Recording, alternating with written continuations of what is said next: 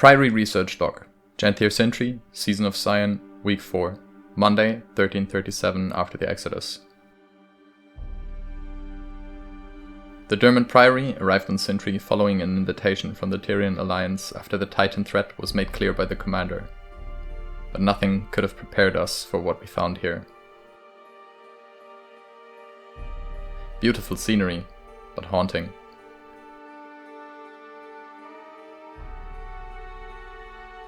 There are ruins present, and the architecture is very recognizable of White Mantle origin.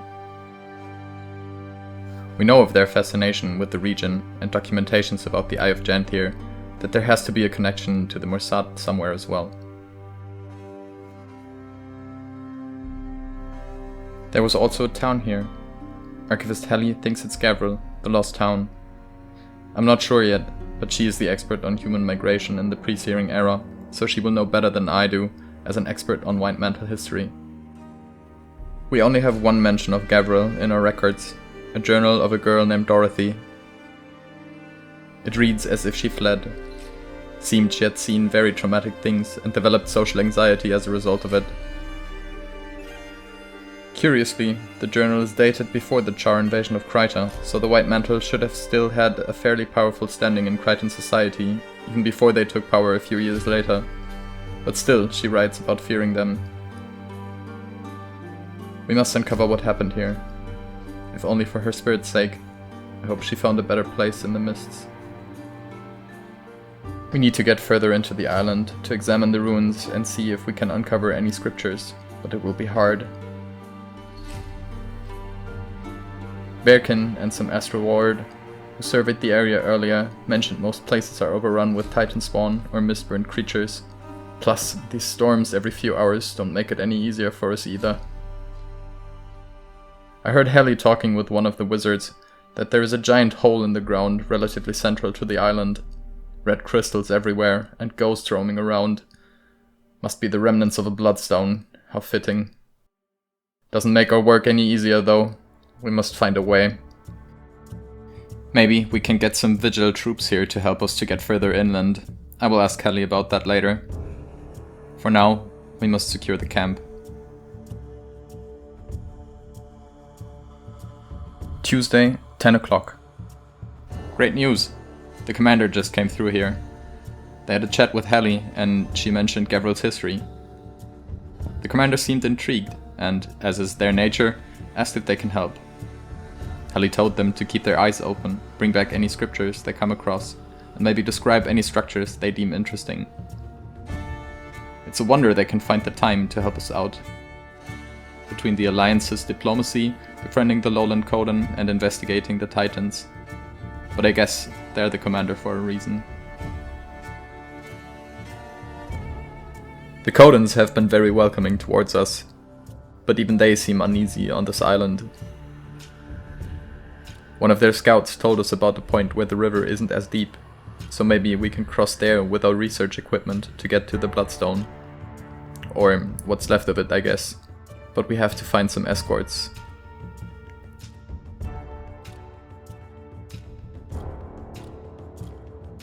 "14 o'clock. We found some wizards in Kodan to bring us towards the crater. But we had to make a first stop at the river. There is a ruined building here. The white marble outer structures and the carvings resemble other White Mantle structures. There is a carving of some kind of mantle figure on the door. I wonder who this is supposed to depict. Maybe Saul? Or someone else? It invokes similarities to the carvings Confessor Codicus had installed in his mansion's basement. I still get shivers when I remember investigating that place. The structure seems to be built into the stone, with marble outer walls, almost like a mausoleum. Sadly, it is inaccessible. There are hints that it has been altered multiple times in its history. Maybe it changed its purpose at some point?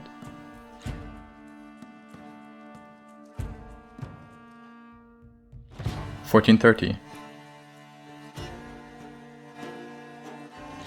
We crossed the river and already saw the next structures in the distance.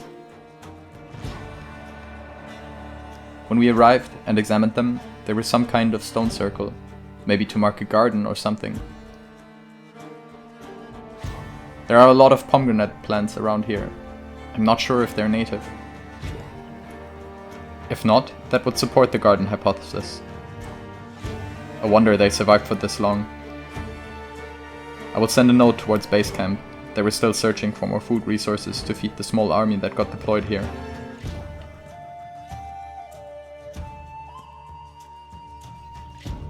Not far is what seems to be a gathering place for the townspeople, or a parade place for the mantle. Chiseled marble structures, and another carving of the unknown mantle figure. This one huge and towering over his subjects. All this cold, white, withered stone gives me the creeps.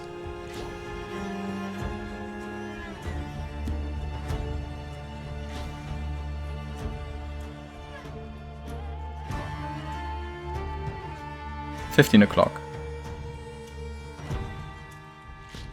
A bit further west, we found another structure and an anomaly in the flora. The structure is what seems to be a table for two, with some ornate decorative structures around it.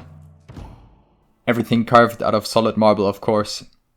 There are other materials to build from, but I guess the white in White Mantle doesn't just mean their cloaks. More interesting than the table is the view when sitting at it. It's a giant oak tree, which looks like it's way over a few hundred years old. Its roots have grown to split open the earth, to reveal a huge bloodstone shard, implanted deep within the ground. Examining it further showed it must have been placed there on purpose. Maybe the White Mantle experimented with the impact the bloodstone would have on the flora? The tree has grown its roots in a way to purposefully reject the shard though. Careful to not touch it, as if it could feel that the bloodstone would harm it. Getting here was no joyride. The presence of mistborn creatures and White Mantle spirits increased here, and we had to battle quite a few to get closer to the tree. I hope no one got hurt.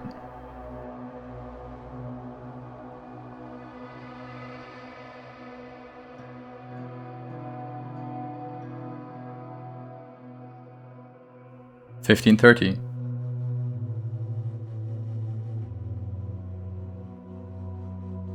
We made it to the crater, and it is a sight to behold.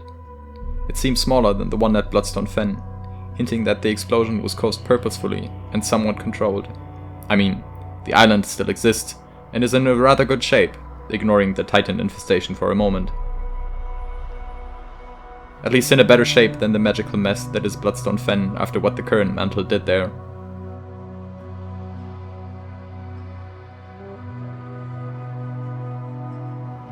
We can't stay here for long. The White Mantle spirits are too many for our small group to defend a camp. The wizards are powerful, and the Kodan are no joke with their spears either, but even they have limits. My own elemental magic has dulled over the years of research and reliance on vigil protection on site. Maybe I should pay a visit to my old teacher at Divinity's Reach once we get home. We only stopped here because we found another anomaly in the flora and need to examine it. It's another tree with a bloodstone shard implanted, its leaves almost as crimson as the stone itself. The tree isn't as old as the oak we saw earlier, and unlike the oak, this one has fully fused with shard, so my previous hypothesis seemed correct. I wonder what the researchers here tried to achieve with this experiment. Or did they just want to prove themselves capable of altering their surroundings as they pleased?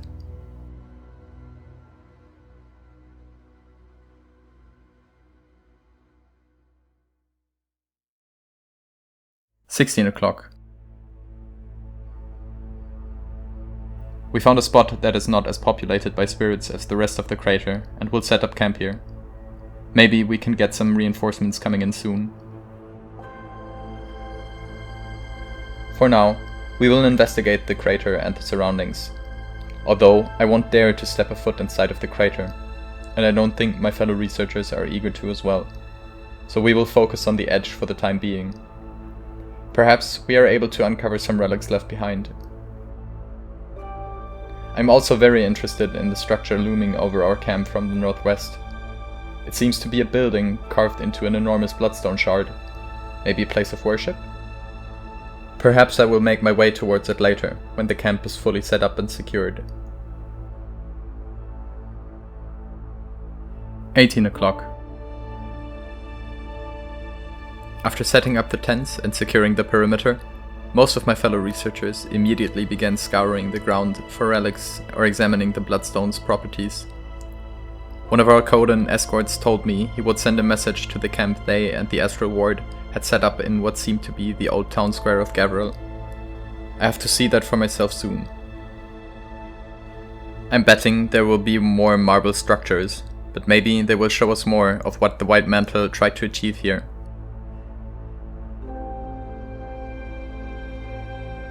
I convinced a few of our guards to accompany me on the way towards the huge structure in the distance. It is a huge tower, seemingly built into the hill it is located on. More interesting is the bloodstone shard that seems to be fused with the building and the mountain. Even after so much time, it is an impressive sight. Not a very pretty sight, but still. They were skilled marble carvers, I give them that. Sadly, the path upwards to the cathedral has eroded over the years, so without a sky scale or a springer, I can't examine it any further. And the Priory still hasn't accepted my request to fund one.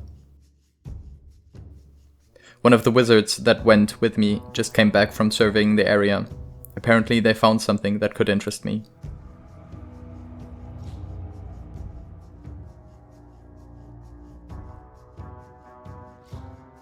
"1830.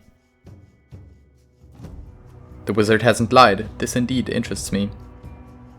They found marble stairs leading into the ground, with artistic flourishes typical of the mantle. Nothing else is around, so whatever lies beneath was something very important they wanted to keep hidden from anyone that shouldn't know about it.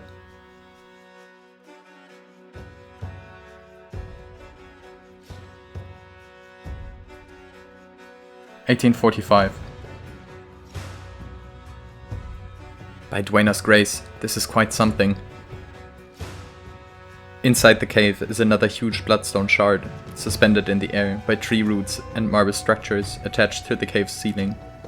An eerie red glow emanating from the shard. I couldn't stomach being inside for too long. I spotted a few rogue spirits as well.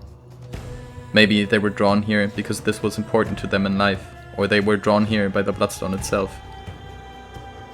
They didn't seem the talkative types, so I guess asking them is out of the question. Maybe I will return here later, with a few more researchers and guards. I think I should return to camp for the night. I had enough of white marble, red stone and blue spirits for today." Wednesday, 10 o'clock. Archivist Helly just called over the communicator. The commander returned and they found some interesting documents. Helly will send a Kodan to bring me a copy. They should arrive in a few hours. They should be quite fast if they are traveling with one of their war claws, or journeykin as they call them. I think I will take the day slow until the documents are here. Maybe help searching for some relics. My stomach still hasn't fully recovered after spending some time in that cave yesterday. 12 o'clock. The Kodan arrived and brought the copies. I skimmed a few of them already. Maybe some desk work is right for me at the moment. If only we had a desk here, but I guess that would be too much to ask. There is a highly interesting letter of Sol D'Alessio himself, addressing the inhabitants of Gavril. He tells them how thankful he is for Gavril's hospitality towards the mantle, and in return offers them salvation from their past misdeeds. Further, he writes he will be departing from Gavril soon, but will be leaving some of his men behind to preserve the village's freedom. Sol goes on about how the unseen ones have spoken to him here and told him his mission was to protect the villagers. I wonder what the spirits here would tell us about that freedom and protection. Anyway, he mentions a person named Ria Ingham he would install as head of operations here. Sadly, the letter isn't dated. Going through the other documents, it must have been sometime before 1069 after the Exodus. So I'm guessing he was here sometime between 1067 and 1068 after the Exodus, which makes this one of the first official operations of the Mantle. I wonder if Saul found the Eye of Janthir while he was here. But if I know the Mantle, they were searching for more. Either way, I'm going to sit back, read the next document, and report back if I find something interesting.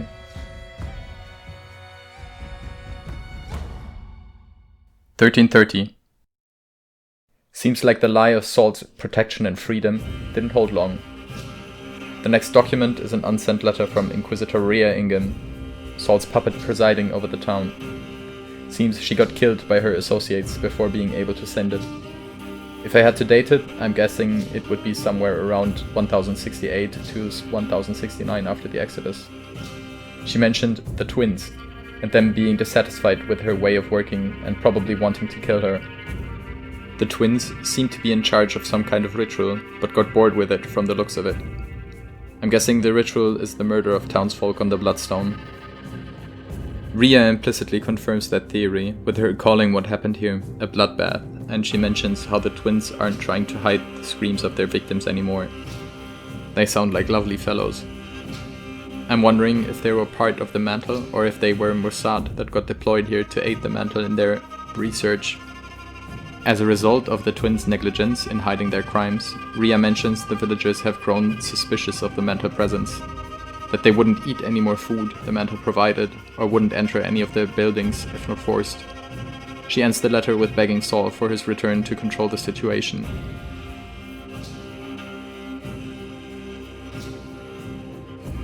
This one is interesting, because it paints Saul as someone who knew about the killings on the Bloodstone, diverging from earlier tellings of the White Mantle's history, where Saul only realized what he had done when he was taken by the Mossad after the Char invasion of Kryta.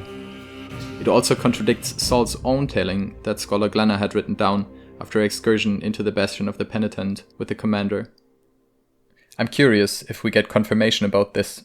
This information could be earth-shattering for the research into White Mantle history. The following 3 documents are 2 pages of a logbook and an old town notice. The logbooks seem to be either kill counts or documentations of villagers gone missing, and the numbers are rapidly increasing week by week. The town notice announces Rhea's death of an illness and glorifies her. They also announce they will hold a memorial for her the following days, and tell the villagers they would know what to do when they hear the music. I wonder what that was.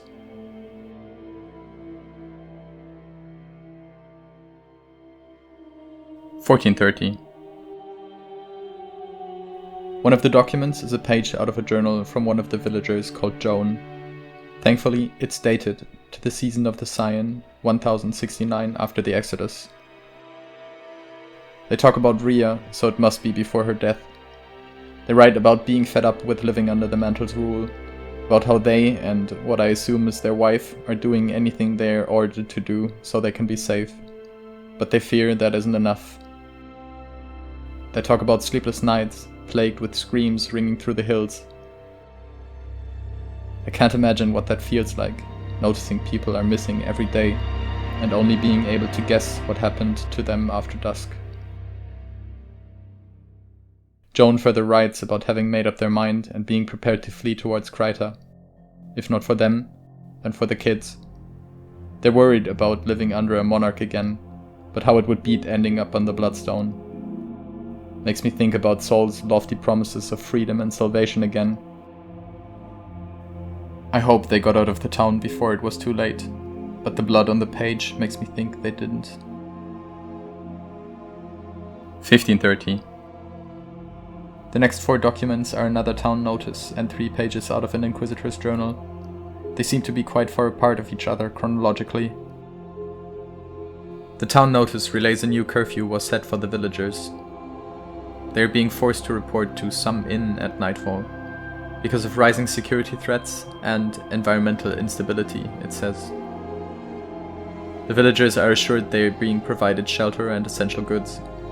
I'm wondering how much of this is false pretense, how much of the instability was caused by the Mantle's experiment, and how much of it was real. I'm also thinking about how many of them lived to see the light of dawn. The Inquisitor's journal was written after Rhea's death, seemingly by her replacement, Macalina. She writes about the twins, so they are still alive at that time. Still no mention about who they were, but they seem to be calling the shots even before they disposed of Rhea. Macalina talks about how all of Gavril's citizens were gone. Some seem to have escaped, like Dorothy and maybe Joan and their family, but most of them were apparently killed a year or two before this writing. This would place this document around the time space of 1070 to 1071 after the Exodus, so after the searing and Saul's imprisonment. Curious, the Mantle should be at the height of their power at this point. I'm wondering if they just left Gavril's branch to fend for themselves because they found the other Bloodstone in the Fen, so they didn't need this one anymore. If the resource cost of getting them back to Kryta was too high, or if there was malicious intent. Confessor Dorian feeling threatened by Rhea's previous closeness to Saul, for example. She also mentions how after the last citizen of Gavril died, they carried on with the killings, but turning on their own in the absence of other victims, and that she can't distinguish between killing for survival or killing for the ritual anymore. Further, Macalina asks herself how this project could get out of hand as much as it did.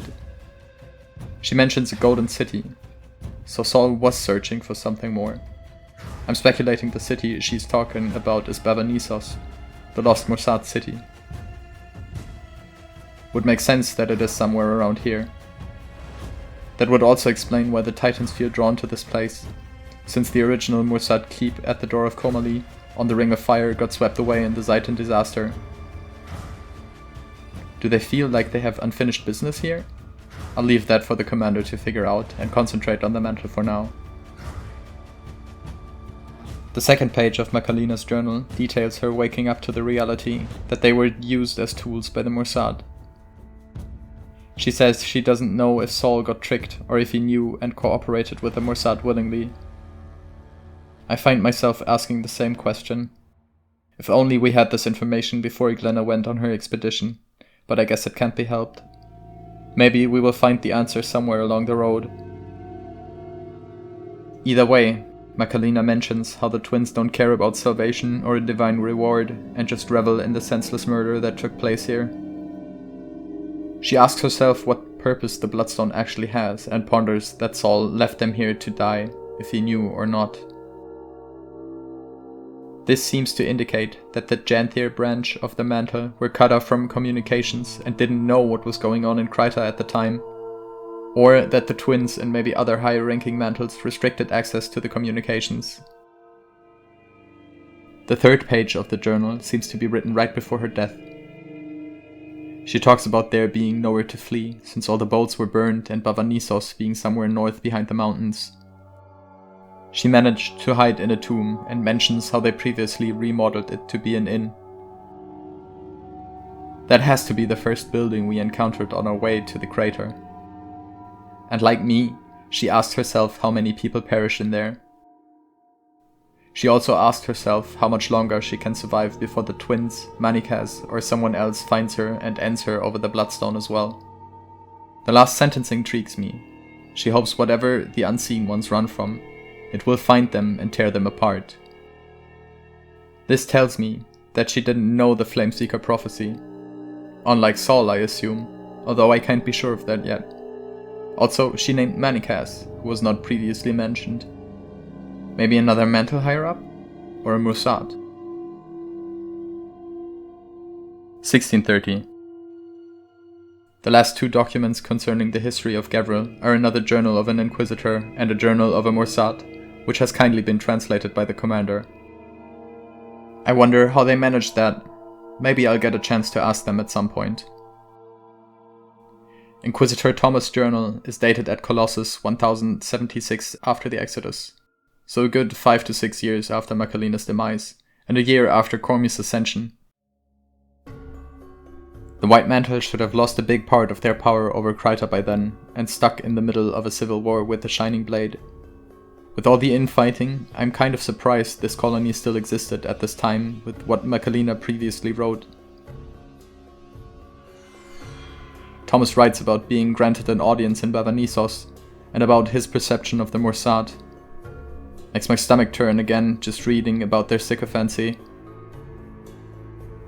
He mentions his predecessor being scheduled to be dragged atop the Bloodstone a day after this writing, which is interesting, because it means the stone hadn't exploded yet.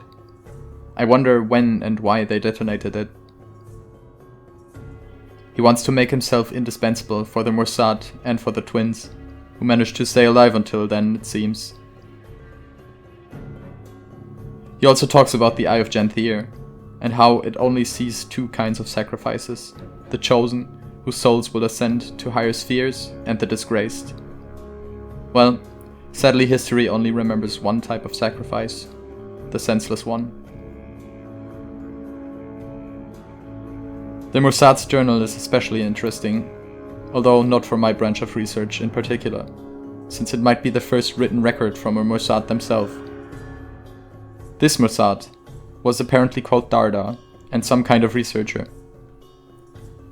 In the journal, she details how appalled she was with the happenings in Gavril, and how disgusted she was with her kin, who extorted the White Mantle's reverence for their selfish goals. This is relevant, since the only records we have about the Morsad from the time of the Flameseeker prophecy, they seem pretty united. No relevant research papers mention other strains of thought among them. But I guess no one except the Mantle leaders of the time got the chance of questioning them, and the Mantle certainly wouldn't have asked the right questions. Further, Darda writes about a time where their only goal was to find a way back home, before they were left here, and that they had to atone for their predecessors' sins. She speculates that maybe they are the monsters that their mistborn ancestors made them out to be, and that they deserve their fate here. Her companion's deeds would certainly point to that being the case. In the rest of the journal, she writes about dreams she has about someone I assume she held dearly, but who departed at some point in her life. I can't say if they died or just left though. She allows herself to daydream about leaving this place altogether, and reminisces about a time where there were more here who thought like her, but shoots down those dreams in the next sentence and seemed to refocus on what her research was. And I can't help but empathize with her about that. I should refocus as well and get this to the Mossad research team though.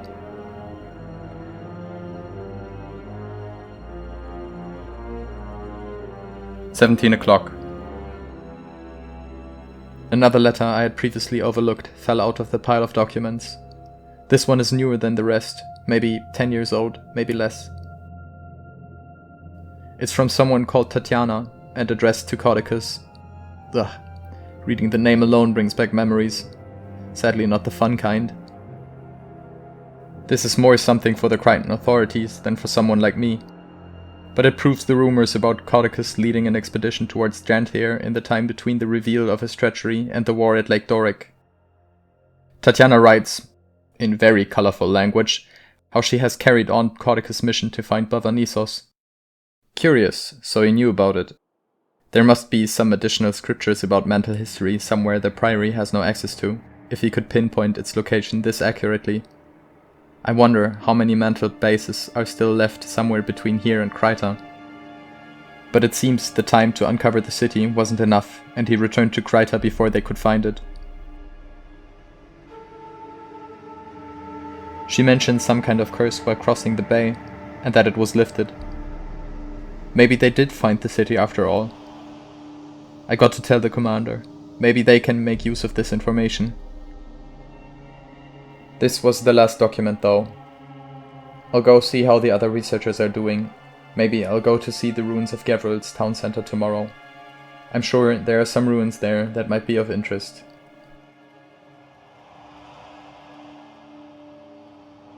Thursday, 11 o'clock. I arrived in Gavril's town square. Nothing much is left, except some arches and ornamental carvings. White marble, of course, what else? But it lends itself for a camp. It's pretty close to the forest, where a lot of the Astral Ward's efforts to contain the Titan infestation is concentrated. Much more interesting for me is the structure in front of the town square. huge marble pillars enshrining steps towards what seemed to be a watchtower, carved into the stone. The mountain eroded over time, and the debris locked the door. There is a platform higher up. Perhaps I can ask one of the present wizards to come up there with me. 11:30. I made it up the platform.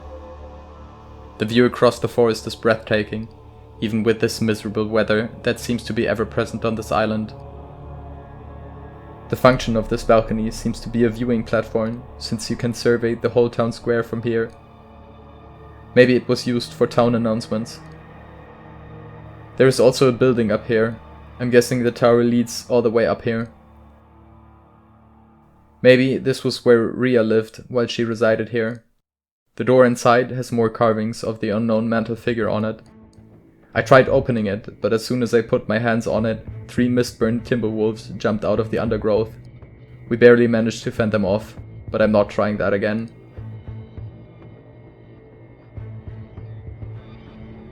13 o'clock. I chatted with some of the Kodan scouts at the Gavril camp and asked them if there are some other points that might be of interest for my research around here. They told me about 3 locations and offered to find me some escorts. After a short trek to the southeast, the first structure was another building carved into the mountain, with white marble casing. Less artistic flourishings than the other buildings I encountered. The mountain itself is enormous, but from the outside it's impossible to see how far the building stretches inward, but it seems quite big. Can't confirm that though, since, like the others, it has been rendered inaccessible over time. Might have been used as a garrison for the Mantle soldiers.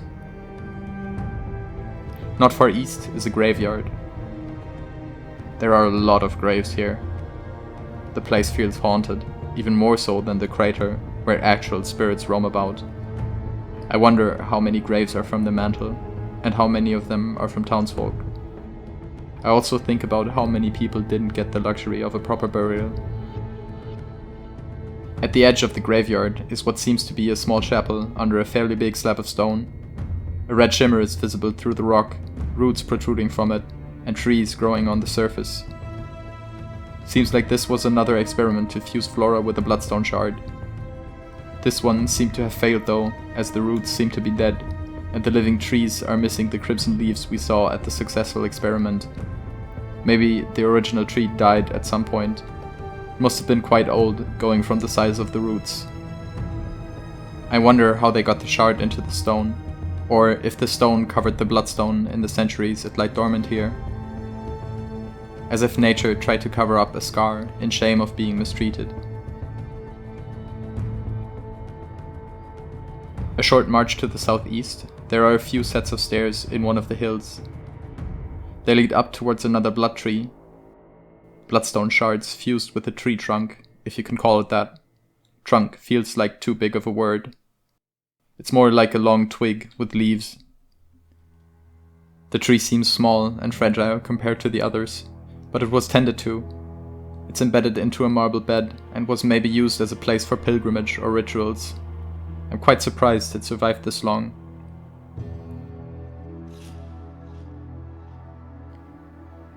This was the last point of interest in the area. I will make my way back to the camp at the crater now and inform the others about what I saw.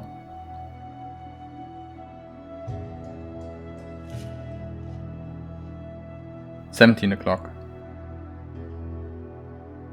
Not long after I came back to the camp, the commander, Malice, and Keith came through here, with 2 Kodans in tow, saying they had important business concerning the Titans inside the crater. They asked us to take shelter somewhere safe in case something happens.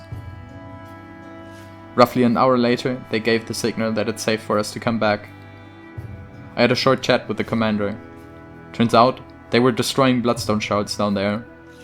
I didn't ask why, but they told me this had the side effect of the trapped ghosts being freed, and they had the chance to talk to quite a few of them. The first of which being Inquisitor Rhea Ingham herself. She confirmed my suspicions that at least she knew of the Flameseeker prophecy and sought to hinder it from coming to fruition with the Mursad. They also encountered a Mursad named Manikaz, who apparently called himself the Blood Phenom and poetically described his crimes as a mixture between art and science. Vile creatures, these Morsad. I can't help but wish the commander had encountered Darda instead. Her insights would have been much more valuable than senseless self-aggrandizing. In the end, even the self-proclaimed great blood phenom perished on the Bloodstone as well, one way or another. Another interesting pair of spirits the commander found were the Mae twins. Humans before death, it seems. Weird. From how the other mantles wrote about them, I could have sworn they were Morsad as well. It seems immense bloodlust is not a Morsad exclusive trait. I wonder if Saul left them here on purpose, because he saw the destructive potential inside of them. Sadly, they didn't offer valuable information and just spouted some nonsense they must have thought of as creepy or imposing, not realizing their life had ended a long time ago. They encountered 3 other spirits, a Char Shaman, a villager from Gavril, and a Kodan cub. The Char Shaman had some information on their connection to the Titans. Aside from a romanticized account of the Searing, he explained the Titans had promised the Flame Legion to build the Char a bridge into another world, because this one would cease to exist in 10 years from his death. I presume he was talking about Abaddon and Nightfall. This would fit the time frame of the happenings here. There is little account of what Cormy's Sunspear companions encountered in the realm of Torment's Domain of Anguish, but I remember reading something about the Foundry of Failed Creation and the Fury. I never thought she would have given the Titans as much sentience to know of Abaddon's plans. Maybe she isn't as dead as we once thought. But this is something for the Titan research team. The only thing of use for me the villager revealed was confirming Gavril had originally been a convict colony. Probably Ascalonians or Crichtons fleeing from their persecution here. Either way, I think I'm done here for now. The Priory will probably stay here for a while longer. Maybe we will even get the chance to find Baba Nisos at some point. I must say, I am intrigued by the possibility. The Morsad's Red Jade will be a nice change of scenery to the ever-white marble of the mantle. This has been a very fruitful excursion for my research. Got a lot to think about and papers to write.